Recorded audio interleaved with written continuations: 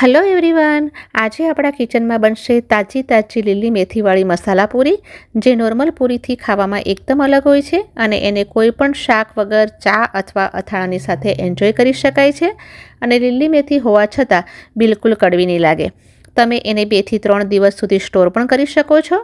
બાળકોને ટિફિન બોક્સમાં પણ આપી શકો છો અને ટ્રાવેલિંગ માટે તો બેસ્ટ ઓપ્શન છે. તો ચલો આ બહુ જ ટેસ્ટી ખસ્તા લીલી મેથીની પૂરી બનાવવાનું શરૂ કરીએ. સૌથી પહેલાં મેં એક તડકા પેન લીધું છે. એમાં 2 ટેબલસ્પૂન તેલ એડ કરશું. તેલ જેવું ગરમ થઈ જાય એમાં એડ કરશું 1 ટેબલસ્પૂન તલ. તમને જો અજમાની ફ્લેવર પસંદ હોય તો આ સ્ટેજ પર અજમાને પણ તમે એડ કરી શકો છો. અહીંયા મેં 1 કપ ફ્રેશ મેથીને સરસ રીતે ધોઈ ઝીણી સમારીને ડ્રાય કરી લીધી છે. 1 કપની જગ્યાએ તમે અડધો કપ પણ લઈ શકો છો. હવે મેથીને તેલમાં પ્રોપર મિક્સ કરી લેશું. મેથીને મીડિયમ ટુ હાઈ ફ્લેમ પર 1 મિનિટ માટે ફ્રાય કરી લેશું, જેથી મેથીનું પૂરું પાણી ચાલ્યું જાય. વધારે પણ ફ્રાય નથી કરવાની, નહીંતર એની જે ફ્લેવર છે એ પણ ચાલી જશે. તો તમે જોઈ શકો છો કે 1 મિનિટ પછી પૂરું પાણી ડ્રાય થઈ ગયું છે અને તેલ પણ સેપરેટ થઈ ગયું છે. તો ગેસની ફ્લેમને બંધ કરી લેશું અને એને હલકું ઠંડુ થવા માટે છોડી દેશું. હવે લોટ બાંધવા માટે મિક્સિંગ બોલમાં 1 કપ ઘઉંનો લોટ લેશું. આ નોર્મલ લોટ જ લીધો છે, જેની આપણે રોટલી બનાવીએ છીએ. 1 ચમચી બેસન લેશું. બેસન નાખવાથી પૂરી ખસ્તા બનશે અને ટેસ્ટ પણ સરસ આવશે. સાથે જ કલર સારો આવે એટલે અડધી ટીસ્પૂન હળદરનો પાવડર નાખશું. અડધી નાની ચમચી કાશ્મીરી લાલ મરચાંનો પાવડર લઈ રહી છું. અડધી નાની ચમચી ધાણા જીરુંનો પાવડર લેશું. 1/4 ટીસ્પૂન હિંગ એડ કરશું. સાથે 1.5 ચમચી આદુ, લીલા મરચાં અને લસણની પેસ્ટ લીધી છે. તમે લસણ ન ખાતા હોય તો સ્કીપ કરી લો. સ્વાદના અનુસાર મીઠું એડ કરી લેશું અને જે મેથીને આપણે ફ્રાય કરીને રાખી હતી એ પણ હલકી ઠંડી થઈ ગઈ છે, તો એને પણ એડ કરી લેશું. તો હવે અહીંયા એક્સ્ટ્રા મોયણની આપણને જરૂર નથી.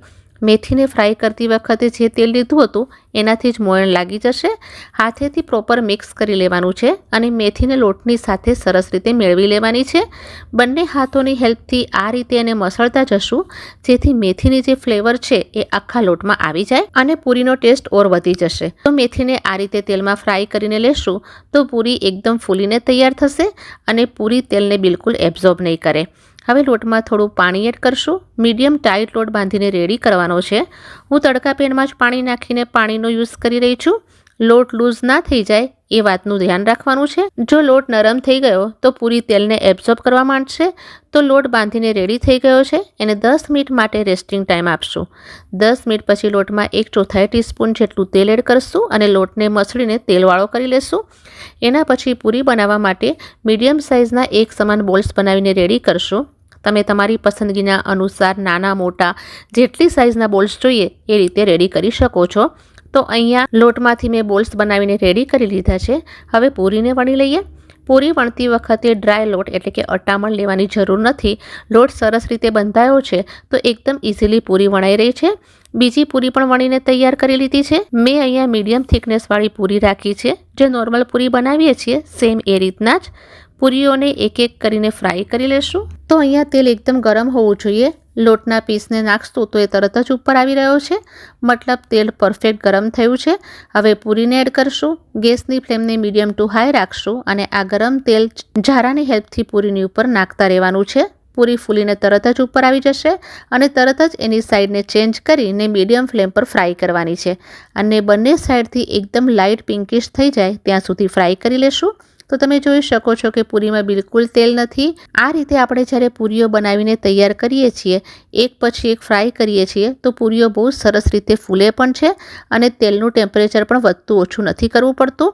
તો એનાથી જેટલી પણ પૂરીઓ બને છે એક સમાન બને છે અને પૂરીઓ લાંબા સમય માટે ફૂલેલી રહે છે.